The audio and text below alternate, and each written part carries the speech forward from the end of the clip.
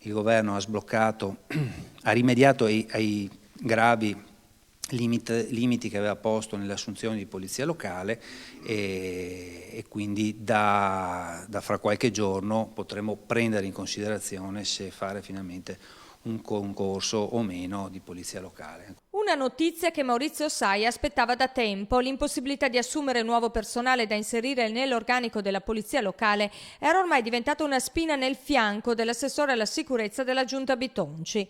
Roma sblocca i fondi e Padova drizza già le antenne ed è pronta a lanciare il concorso. Intanto da stasera scatta la vigilanza privata sul territorio comunale. 9 pattuglie sul territorio, che viene diviso in tre spicchi partendo dal centro, la città è divisa in tre.